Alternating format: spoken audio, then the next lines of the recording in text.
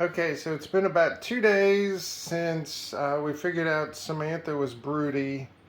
So we spent all day yesterday doing broody breaker research, and we ended up buying a rabbit hutch that's 30 by 30, and then we've modified it so it can be a broody breaker. So I'm calling it the Broody Breaker 5000. And so, short version is, since Samantha has gone broody, that means that she wants to hatch eggs. And since these eggs are not fertilized, they will never hatch, which means she's going to be like that basically until she dies. So the only way that you can really break them of doing that is, one, you give them fertilized eggs for them to hatch, or you put them in chicken jail, which is called a broody breaker, which is what this is. And so, like I said, this is a rabbit hutch, and it has mesh here. I don't know if you can see it, but there's mesh there because one of the key things in a broody breaker is you do not give them anything to make a nest with. The idea is to make this uncomfortable for them so then they can get it out of their heads that they have to hatch eggs. Basically, it's like psychological warfare on a chicken. But unfortunately, that's the only way to really do it, because I'm not hatching eggs every time one of these chickens wants to go broody. And so we got some, it was some pine, actually cat litter that's in pellet form. So when she gets broke, she can go back into the flock, and then we're going to take this, and it's going to be part of our composting setup. So there's no added ingredients, it's just 100% pine. And so we figure this will be good for this situation. And so then I also, that's an extra piece of roost from when we made the coop. I had a couple of feet extra, and so that's sitting in the corner so she can actually roost at night if she wants to. So now is going to come the fun part, which is actually trying to catch her so we can stick her in chicken jail. So let's go outside and see how this is going to end up. Okay, we are outside now, and as you can see, that's where Samantha is. That's where she's been pretty much the entire time. She was actually out. We had a meeting yesterday, and when we came back, she was actually out. So we didn't know if it was temporary or permanent. Unfortunately, it was temporary. So that's where she is right now. We're getting ready to distract the other chickens, so that doesn't happen. And so thank you, Blondie. Nope. Yes, Ern. All right, that's Ern. That's right in front.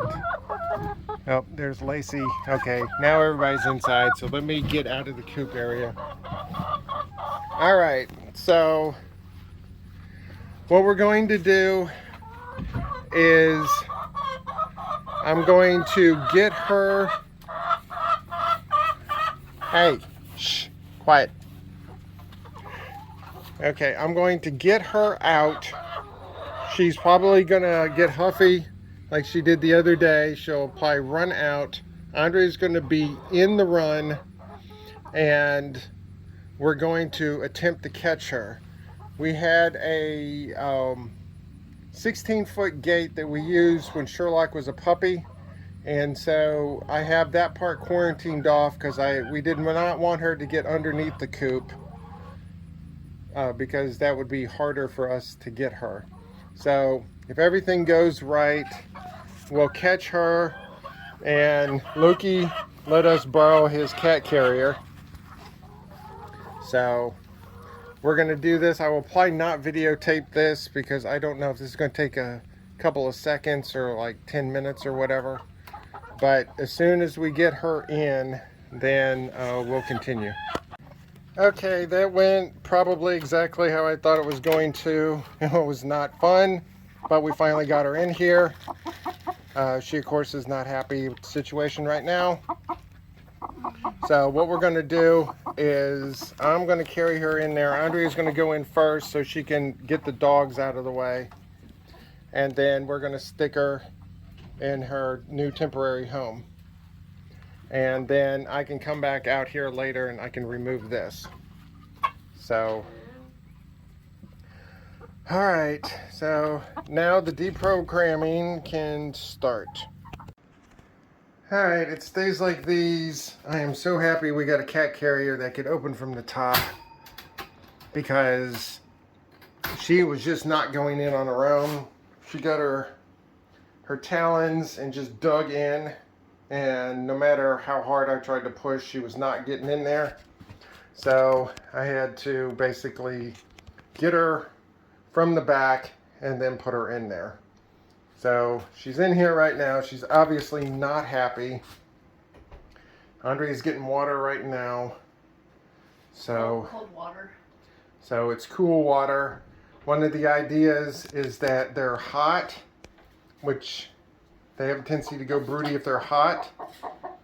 And so if you give them cool water and put them in a cool place, then they will break faster. So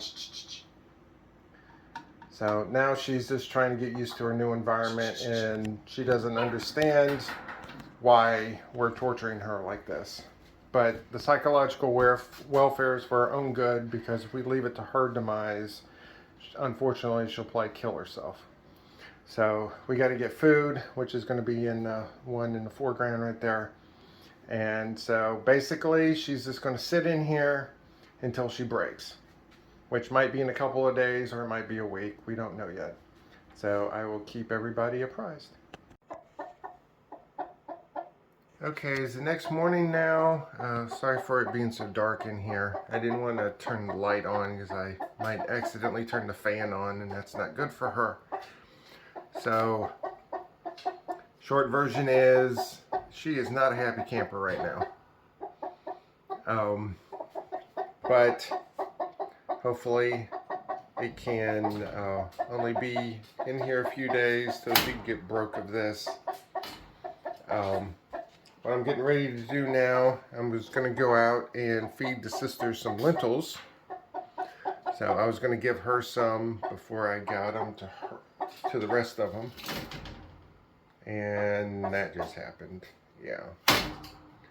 So, alright, so yeah, she really wants to get out of there, and I don't blame her. I wouldn't want to be in human jail, so I'm sure chicken jail is not really good for her, but we got to break her of her broodiness, don't we, Missy? So, alright, I will check in a few days and see how she is.